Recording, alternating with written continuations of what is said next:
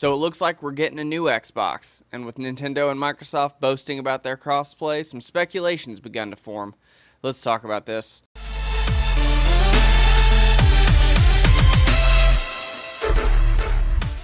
Hey everybody, what's going on? Brandon here, and today I'm going to do something a little bit different. Last week, Nathan and I discussed the new Xbox and new PlayStation rumors that were coming out, that new systems were coming.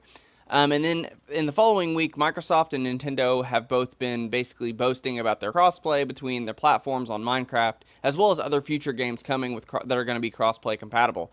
So today I decided, you know what, let's do something fun, let's do something a little bit interesting.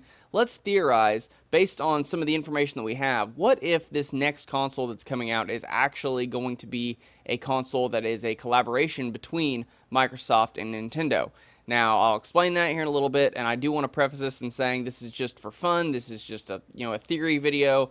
I'm not saying this is actually real. This is just what if scenario kind of stuff, something kind of fun, lighthearted, and how it could actually benefit the gaming economy if they actually did something like this. So let's get started. Now, the reason I decided to do this video is actually for a couple reasons. One being I don't do a lot of fun stuff on this channel. I don't do a lot of fun fan theories or anything. So I decided, you know what, I'm going to do this. This will be fun.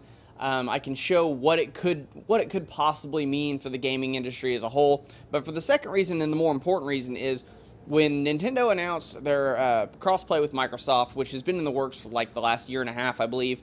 It's gotten a lot of hate from Sony people, gamers that play a lot of PlayStation 4, and saying, well, they're defending the actions of the no crossplay, they're defending the actions of all the exclusives, they're bashing Microsoft for not having games. So I wanted to kind of take this and use it as an opportunity to kind of shine some light on the game industry as a whole, and why actually the whole exclusives and no crossplay thing is actually more hurting the game industry than it is helping it. So hope you guys enjoy this video, and let's get started. Now, for starters, the basis of this theory is paper thin.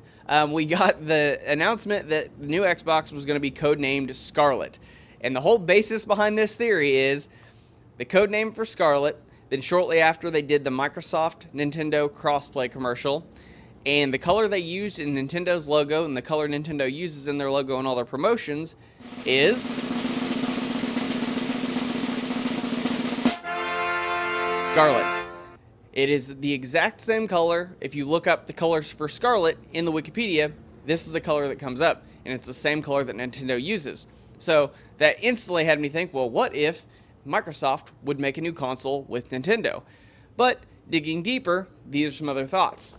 A collaboration between Nintendo and Microsoft would actually mean a lot of good things, not just for both companies, but for the gaming community as a whole. For starters, you have to understand that the Switch came out around the time the Xbox One X came out, and the Switch will actually be comparable to whatever the next-gen systems that come out in 2020 are. Where we had the Wii U that came out with the PlayStation 4 and the Xbox Ones, we're going to have the Switch that's going to be around with the new consoles. Now, the Switch is a powerful console on its own, but it's nowhere nearly as powerful as the Xbox One or the PlayStation 4, and it's mostly geared to be a mobile gaming platform. So it would benefit Microsoft and Nintendo to collaborate on a new console that was just centered around TV living room experience, and then also work with collaborating with Nintendo on just the Switch, where the Switch would be sort of a placeholder for the Nintendo 3DS and kind of take over its spot from mobile gaming, as well as also being able to play games on the big screen. They could also collaborate with Microsoft for the console experience, the powerful console experience that they haven't really had yet. One big mutually beneficial thing would be the games. Now, you have a lot of games that Nintendo owns the rights to, and a lot of characters Nintendo owns the rights to, that people can't play on Xbox. You also have a lot of games and characters that people would like to play on their Switch. I mean, I'm sure there's a lot of people that would like to play Halo on their Nintendo Switch, and they can't because Microsoft owns the rights to them. Which also opens up some big doors for Nintendo as far as hardware sales are concerned, because of Rare. Now, if you remember correctly, the Nintendo 64 had a lot of Rare games. Rare made a lot of Nintendo exclusives back in that day. Now, Rare is currently owned by Microsoft right now. So if Nintendo wanted to release a mini Nintendo 64, which has been rumored for a while, they would not be able to include any of the Donkey Kong games, the Diddy Kong games, Banjo-Kazooie, Conker's Bad Fur Day, Perfect Dark. I mean, there's a ton of games that released on that system they would not be able to use because Microsoft has the rights to them, unless they worked out a deal with Microsoft. And then Microsoft could easily benefit getting some of their third-party games on the Switch, as well as whatever this new system is. Because like I said, if the Switch is going to be the placeholder for the Nintendo 3DS because it's more geared towards mobile gaming, I'm sure Microsoft would like to get some of their first-party games onto that system. And I think this whole crossplay thing is just the beginning of a bigger picture that could possibly mean a good collaboration between the two, even if it's not this system.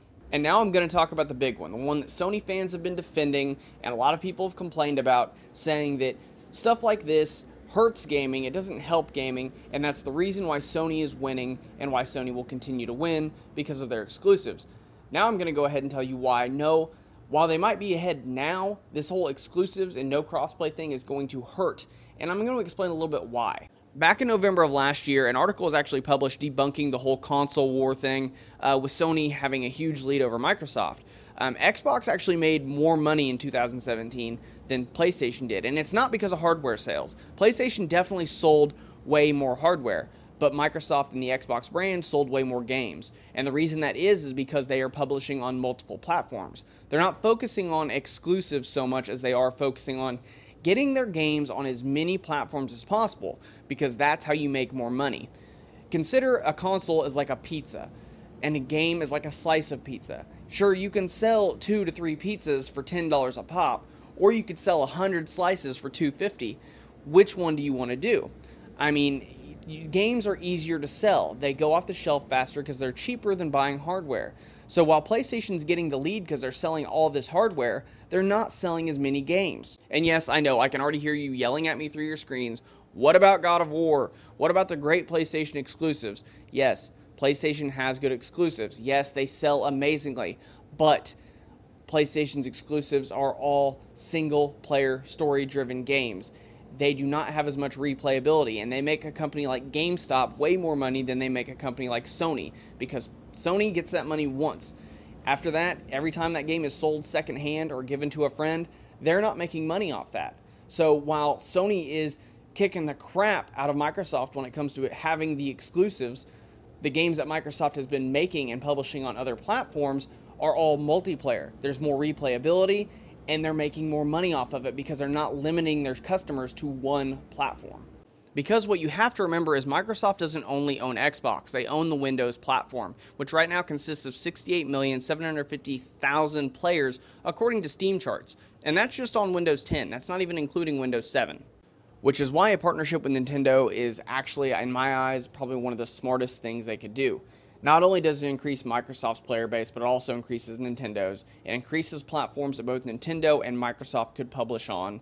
It gives them more opportunity to reach more players. Maybe somebody can't afford an Xbox, but they got a slightly decent PC in their house, so they can play their games on there. Or maybe they don't have an Xbox or a PC, but their parents got them a Switch for Christmas.